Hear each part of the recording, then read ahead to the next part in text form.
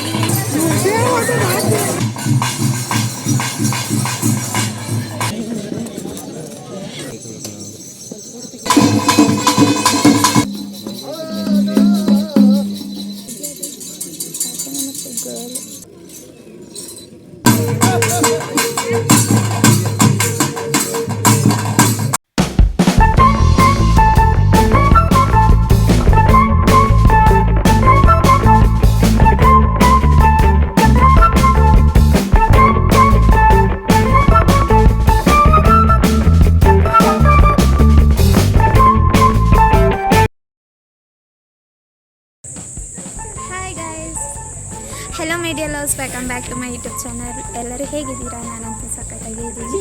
So ಇವತ್ತು ಎಲ್ಲಿಗೆ ರೆಡಿಯಾಗಿದ್ದೀನಿ ಅಂದರೆ ಭೂತಕೋಲ ಇದೆ, ಅದಕ್ಕೆ ಮನೆ ನಮ್ಮ ಹೋಮ್ ಟೌನಲ್ಲಿ. ಸೊ ಅದಕ್ಕೆ ಹೊರಟಿದ್ದೀವಿ. ಈಗ ಟೈಮ್ ಬಂದು 6 ಗಂಟೆ ಆಗಿದೆ. ಅಕ್ಕಂದು ಫ್ರೆಂಡ್ಸ್ ಎಲ್ಲರೂ ಬರ್ತಾರೆ ಅಂತ ಹೇಳಿದ್ರು. ಸೊ ಅವರಿಗೆ ವೆಯ್ಟ್ ಮಾಡ್ತಾ ಇದ್ದೀನಿ. ನಾನು ಲಾಸ್ಟ್ ಟೈಮ್ ಹೋಗಿತ್ತಿಲ್ಲ. ಸೊ ಈ ಸತಿ ಹೆಂಗಾದರೂ ಮಾಡಿ ಹೋಗಲೇಬೇಕು ಅಂದ್ಬಿಟ್ಟು ಬಂಕ್ ಕೊಡ್ಕೊಂಡು ಹೋಗ್ತಾ ಇದ್ದೀನಿ.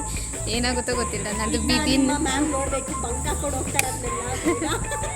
ಅದು ಯಾವಾಗಲೂ ಗೊತ್ತಿಲ್ಲ. ನನ್ನ ಹಣೆ ಬರನೇ ಇಷ್ಟು, ಪ್ರತಿ ಸತಿನೂ ಬಂಕ್ ಹಾಕೊಂಡು ಹೋಗಬೇಕು. ಇದು ನನ್ನ ಅಕ್ಕಂದು ಫ್ರೆಂಡ್ ಸನ್ಮತಿ ಅಕ್ಕ ಅಂತ. ಅಲ್ಲಿನೂ ಇದ್ದಾರೆ. ಇದು ಸಿಂಚು, ಅದು ಸುಮ್ಮನು, ಅದು ಫಸ್ಟ್ ಇಯರ್ ನಮ್ಮ ಜೂನಿಯರ್. ಸೊ ಈಗ ವೆಯ್ಟ್ ಮಾಡ್ತಾ ಇದ್ದೀವಿ. ಬನ್ನಿ, ಇನ್ಯಾಕೆ ತಡ, ಹೋಗೋಣ. ಇದು ನೋಡಿ, ಇದು ನಮ್ಮ ಅಕ್ಕಂದು ಕಾಲೇಜದು ಡಿಪಾರ್ಟ್ಮೆಂಟ್. ಜರ್ನಲಿಸಮ್ ಫೈನಲ್ ಇಯರ್ ಮಾಡ್ತಿದ್ದಾಳೆ ಮಾಸ್ಟರಲ್ಲಿ. ಕಾಲೇಜ್ ಸಖತ್ತಾಗಿದೆ, ನನಗಿಷ್ಟ ಆಯಿತು. ಈಗ ನನ್ನ ಅಕ್ಕಂದು ಕ್ಲಾಸ್ ರೂಮ್ಗೆ ಬಂದಿದ್ದೀವಿ. ಕ್ಲಾಸ್ ರೂಮ್ ಅಂದರೆ ಕ್ಲಾಸ್ ರೂಮ್ ಅಲ್ಲ, ಕಾಲೇಜಲ್ಲಿ ಅಕ್ಕಂದು ಡಿಪಾರ್ಟ್ಮೆಂಟಿಗೆ. ಅವಳು ಜರ್ನಲಿಸಮ್ ತಗೊಂಡಿದ್ದಾಳೆ. ಸೊ ಅಲ್ಲೆಲ್ಲ ಕೂತ್ಕೊಂಡಿದ್ದಾರೆ ನೋಡಿ. ನಾವೆಲ್ಲರೂ ಈಗ ಗಾಡೀಲಿ ಹೋಗಬೇಕು.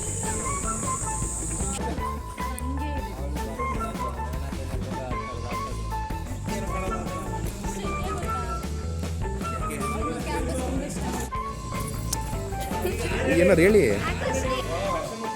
ಇವರು ಮಂಜಣ್ಣ ಅಂತ, ನಮ್ಮ ಡಿಪಾರ್ಟ್ಮೆಂಟ್ನ ಹಿರಿಯ ರಿಸರ್ಚ್ ಸ್ಕಾಲರು.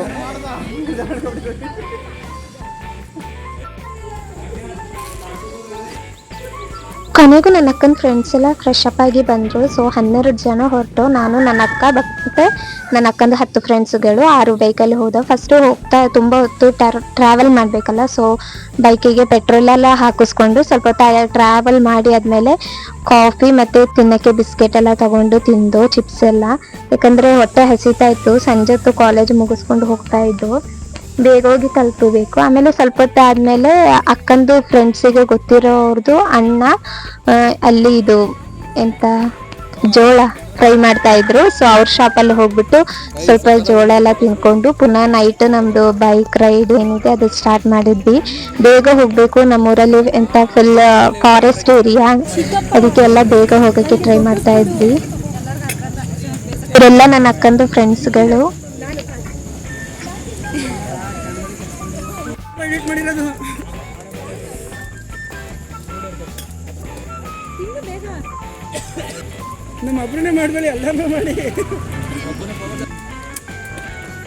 ಬರುತ್ತೆ ಅಂದ್ಬಿಟ್ಟು ಬೇಗ ಹೊರಟ್ಕೊಂಡು ಸ್ಪೀಡಾಗೆ ಬಂದು ಕೊನೆಗೂ ಬಂದು ತಲುಪೋದು.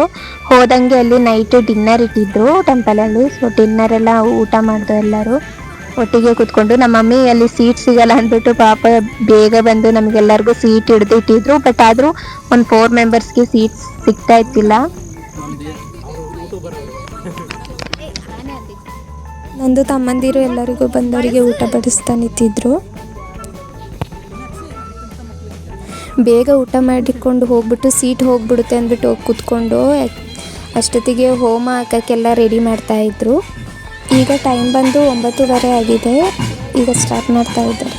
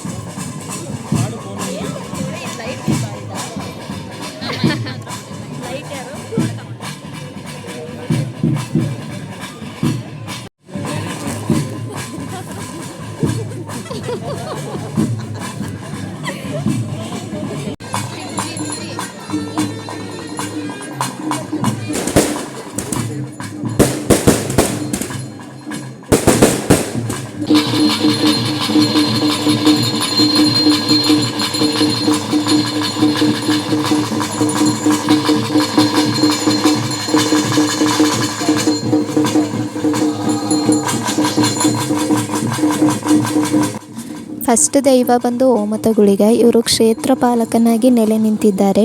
ಇವರು ಈ ಭೂಮಿಲಿ ಪ್ರಾಣಿ ಪಕ್ಷಿ ಭೂಮಿ ವೃಕ್ಷನೆಲ್ಲ ಕಾಪಾಡ್ತಾರೆ. ಇವ್ರನ್ನ ಸಂಡೇ ಮತ್ತು ಟ್ಯೂಸ್ಡೇ ಇವ್ರದ್ದು ದಿನ ಆಗಿದೆ ಪೂಜೆ ಮಾಡೋ ದಿನ. ಮತ್ತು ಇವ್ರನ್ನ ಸೃಷ್ಟಿ ಮಾಡಿದ್ದು ಸಾಕ್ಷಾತ್ ನಮ್ಮ ಶಿವನೇ. ಒಂದು ದಿನ ಪಾರ್ವತಿ ದೇವಿ ಶಿವನಿಗೆ ವಿಭೂತಿ ಹಚ್ಚುತ್ತಾ ಇರಬೇಕಾದ್ರೆ ವಿಭೂತಿದು ಮಧ್ಯ ಕಪ್ಪು ಕಲರ್ ಆಗಿರೋ ಸಣ್ಣ ಕಲ್ಲು ಸಿಗುತ್ತೆ. ಅದನ್ನ ಶಿವ ತೆಗೆದ್ಬಿಟ್ಟು ಹೊರಗಡೆ ಬಿಸಾಕ್ತಾರೆ. ಅದರ ಹೊರಗೆ ಬಿಸಾಕಿದಾಗ ಒಂದು ದೈತ್ಯ ಆಕಾರದ ಮನುಷ್ಯ ಒಂದು ಸೃಷ್ಟಿಯಾಗುತ್ತೆ. ಅದೇ ಇವರು ಗುಳಿಗ.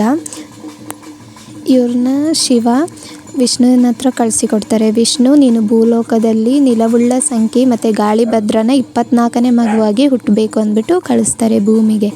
ನಿಲವುಳ್ಳ ಸಂಖ್ಯೆಗೆ ಗೊತ್ತಿರುತ್ತೆ ಅವರ ಹೊಟ್ಟೆಯಲ್ಲಿ ಹುಟ್ಟಿದ ಮಗುವಿನಿಂದನೇ ಅವರಿಗೆ ಮರಣ ಇರುತ್ತೆ ಅಂತ. ಸೊ ಅವ್ರು ಏನು ಮಾಡಿರ್ತಾರೆ ಅಂದರೆ ಆಗಾಗ ಹುಟ್ಟಿದ ಪಾಪುನ ಆಗಾಗನೇ ಸಾಯಿಸ್ತಾ ಇರ್ತಾರೆ. ಬಟ್ ತುಂಬ ಜನ ಮಿಸ್ ಆಗಿರ್ತಾರೆ. ತುಂಬ ಜನರು ಅಂದರೆ ಭೂಮಿ ಅಡಿಯಲ್ಲಿ ಹುತ್ತಾಗಿ, ಆಕಾಶದಲ್ಲಿ ಮಿಂಚಾಗಿ, ಭೂಮಿ ನೀರಿನಲ್ಲಿ ಜಲೆಯಾಗಿ ಮಾಯ ಆಗಿ ಇಟ್ಟಿರ್ತಾರೆ. ಇವರು ಗುಳಿಗ 24ನೇ ಮಗುವಾಗಿ ಹುಟ್ಟುತ್ತಾರೆ. ಸೊ ಅವರು ಹೊಟ್ಟೆಯಲ್ಲಿ ಇದ್ದಾಗನೇ ಹೇಳ್ತಾರೆ, ನನಗೆ ತುಂಬ ಹೊಟ್ಟೆ ಹಸಿತಾ ಇದೆ, ನಾನು ಹೇಗೆ ಹೊರಗೆ ಬರಲಿ ಅಂತ. ಸೊ ಅವರಮ್ಮ ಹೇಳ್ತಾರೆ, ದೇವರು ಯಾವ ಮಾರ್ಗ ತೋರಿಸಿದ್ದಾರೆ ಅದರಿಂದನೇ ಹೊರಗೆ ಬಾ ಅಂತ. ಆಗ ಗುಳಿಗ ಹೇಳ್ತಾರೆ, ನಾನು ಅದರಿಂದ ಹೊರಗೆ ಬಂದರೆ ನಾನು ಮೈಲಿಗೆ ಆಗ್ತೀನಿ, ಬೇಡ ಅಂತ. ಬೆನ್ನಿನಿಂದ ಹೊರಗೆ ಬಂದರೆ ನೀನು ನನ್ನ ತಮ್ಮನ ಸ್ಥಾನ ಪಡಿತೀಯ ಅಂದ್ಬಿಟ್ಟು ಅವ್ರ ಮಮ್ಮಿ ಹೇಳ್ತಾರೆ. ಸೊ ಅದಕ್ಕೂ ಬೇಡ ಅಂತ ಅಂತಾರೆ. ಮತ್ತು ಕಾಲಿನಿಂದ ಬರ್ತೀನಿ ಅಂದರೆ ನೀನು ನನಗೆ ಮೊಮ್ಮಗನ ಸ್ಥಾನ ಆಗ್ತೀಯ, ಸೊ ಅಲ್ಲಿಂದನೂ ಬೇಡ ಅಂತಾರೆ. ಅದಕ್ಕೆ ಗುಳಿಗ ಹೇಳ್ತಾರೆ, ನೀವು ಒಂದು ಚಿನ್ನದ ಅರಿವಾಣನ ಎದೆಯ ಮುಂಭಾಗದಲ್ಲಿ ಇಡಿ, ಅಲ್ಲಿ ನಾನು ಒಂದು ಸಾಸಿವೆ ಕಾಳಿನಷ್ಟಾಗಿ ಬರ್ತೇನೆ ಅಂತ ಅಂದ್ಬಿಟ್ಟು ಹೇಳ್ತಾರೆ. ಸೊ ಅವರು ಹಾಗೇ ಭೂಮಿಗೆ ಎಂಟ್ರಿ ಆಗ್ತಾರೆ ಅವ್ರ ಅಮ್ಮನ ಗರ್ಭದಿಂದ.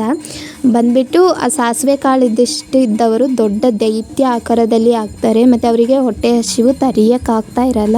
ಸೊ ಅವರು ಹುಟ್ಟಿದಾಗನೇ ಅವ್ರ ಅಮ್ಮ ಪಪ್ಪನ ತಿಂತಾರೆ, ಅವ್ರದ್ದು ರಕ್ತನ ಫುಲ್ ಕುಡಿತಾರೆ.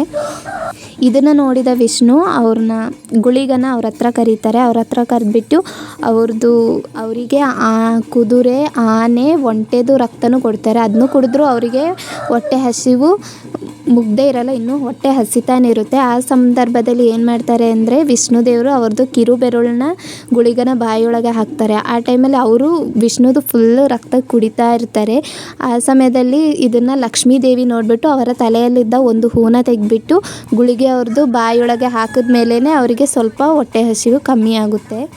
ಆನಂತರ ಲಕ್ಷ್ಮೀ ದೇವಿ ಮತ್ತು ವಿಷ್ಣುನು ಗುಳಿಗನ ಭೂಮಿಗೆ ಕಳಿಸ್ತಾರೆ. ಗುಳಿಗನ ಕಳಿಸುವಾಗ ಲಕ್ಷ್ಮೀದೇವಿ ಹೇಳಿರ್ತಾಳೆ, ನಾನು ನವದುರ್ಗಿಯಾಗಿ ಅವತಾರ ತೆಗೆದು ಭೂಮಿಯಲ್ಲಿ ಜಲ ಪ್ರಯಾಣ ಮಾಡುವಾಗ ನಿನಗೆ ದರ್ಶನ ಕೊಡ್ತೀನಿ ಅಂದ್ಬಿಟ್ಟು ಹೇಳಿಬಿಟ್ಟು ಗುಳಿಗನ ಭೂಮಿಗೆ ಕಳಿಸ್ತಾರೆ. ಈಗಲೂ ಕಪ್ಪು ಬಣ್ಣಿನ ಗುಳಿಗ ಆಕಾರದ ಕಲ್ಲನ್ನು ಎಲ್ಲರೂ ಪೂಜೆ ಮಾಡ್ತಾರೆ.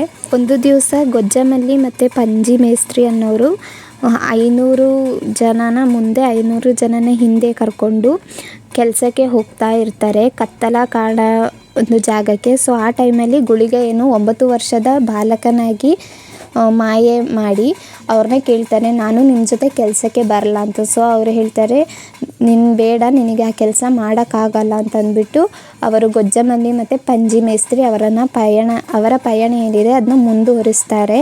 ಆ ಸಮಯದಲ್ಲಿ ಗುಳಿಗೆ ಏನು ಮಾಡ್ತಾರೆ, ಅವ್ರಿಗಿಂತನೂ ಮುಂಚೆನೇ ಕತ್ತಲ ಕಾಣದಲ್ಲಿ ಹೋಗಿರ್ತಾರೆ. ಸೊ ಅಲ್ಲಿ ಅಲ್ಲಿ ರಕ್ಷಣೆ ಮಾಡುವ ಭೀಮರಾಯ ಅನ್ನೋ ದೇವರು ಅಲ್ಲಿದು ಇದನ್ನು ರಕ್ಷಣೆ ಮಾಡ್ತಾ ಇರ್ತಾರೆ.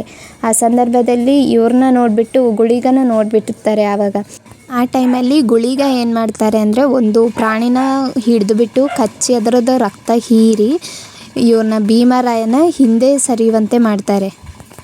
ಈ ವಿಷಯನ ಯಲ್ಲಪ್ಪ ಮಲ್ಲಪ್ಪ ಎಲ್ಲ ನೋಡಿರ್ತಾರೆ. ಸೊ ಅವರು ಹೇಳ್ತಾರೆ ಯಾವುದೋ ಒಂದು ದೈವ ನಮ್ಮ ಸೈಡ್ ಬಂದಿದೆ ಅಂದ್ಬಿಟ್ಟು ಅಲ್ಲಿಂದ ಗುಳಿಗನ ಪೂಜೆ ಮಾಡೋಕ್ಕೆ ಸ್ಟಾರ್ಟ್ ಮಾಡ್ತಾರೆ. ಅದಾದಮೇಲೆ ತುಂಬ ವರ್ಷ ಆದಮೇಲೆ ಲಕ್ಷ್ಮೀ ದೇವಿ ಮಾತು ಕೊಟ್ಟಂತೆ ಭೂಮಿಗೆ ಬಂದಿರ್ತಾರೆ.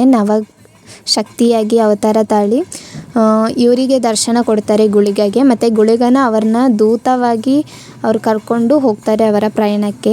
ಮತ್ತು ಮಾರಣಕಟ್ಟೆಯಲ್ಲಿ ಅವರು ನೆಲೆ ನಿಂತಿರ್ತಾರೆ. ಸೊ ಅಲ್ಲಿನೂ ಗುಳಿಗ ನೆಲೆ ನಿಂತಿರ್ತಾರೆ. ಹಾಗೆಯೇ ಅವರು ಪಂಜುರುಳಿನ ಮೀಟ್ ಆಗ್ತಾರೆ. ಗುಳಿಗ ಮತ್ತು ಪಂಜುರುಳಿ ಒಂದು ಜಾಗದಲ್ಲಿ ಮೀಟ್ ಆದಾಗ ಅವರಿಬ್ಬರಿಗೆ ಜಾಸ್ತಿ ಫೈಟಿಂಗ್ ಆಗುತ್ತೆ. ಆ ಟೈಮಲ್ಲಿ ಲಕ್ಷ್ಮೀ ದೇವಿ ಏನು ಹೇಳ್ತಾರೆ ಅಂದರೆ, ನೀವಿಬ್ಬರಳು ಅಣ್ಣ ತಮ್ಮಂತರ, ಸೊ ಧರ್ಮ ರಕ್ಷಣೆಗಾಗಿ ನೀವು ಸೃಷ್ಟಿಯಾಗಿರೋದು ಅಂತ ಹೇಳಿಬಿಟ್ಟು ಅವ್ರದ್ದು ಫೈಟಿಂಗ್ನ ನಿಲ್ಲಿಸ್ತಾರೆ. ಈಗಲೂ ಗುಳಿಗ ಇದ್ದ ಸೈಡಲ್ಲಿ ಪಂಜುರುಳಿ ಇರುತ್ತೆ, ಪಂಜುರುಳಿ ಇದ್ದ ಸೈಡಲ್ಲಿ ಗುಳಿಗ ಇರುತ್ತೆ. ಮತ್ತು ಗುಳಿಗನ ರಾಹು ಗುಳಿಗ ಅಂತಲೂ ಕರೀತಾರೆ. ನಾನೇನಾದರೂ ತಪ್ಪಾಗಿ ಹೇಳಿದರೆ ಕ್ಷಮಿಸಿಬಿಡಿ. ಹಾಗೆ ನಿಮಗೆ ಗೊತ್ತಿರೋ ಇನ್ಫಾರ್ಮೇಷನ್ನ ಕಮೆಂಟ್ ಸೆಕ್ಷನಲ್ಲಿ ಹೇಳಿ ಆಯಿತಾ.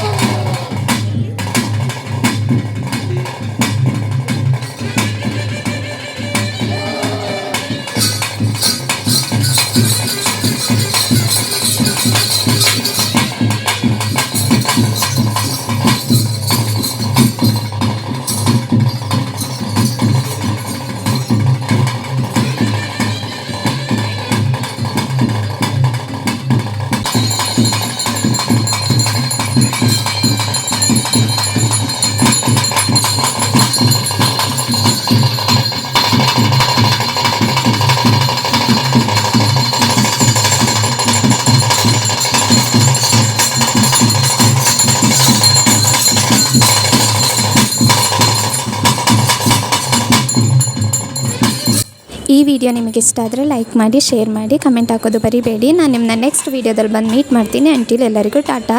ಪಾರ್ಟ್ 2 ಅಲ್ಲಿ ಪಂಜುರುಳಿ, ಅಂಗಾರ, ಕೊರಗಜ್ಜ, ಪಾಷಾಣ ಮೂರ್ತಿನ ತೋರಿಸ್ತೀನಿ.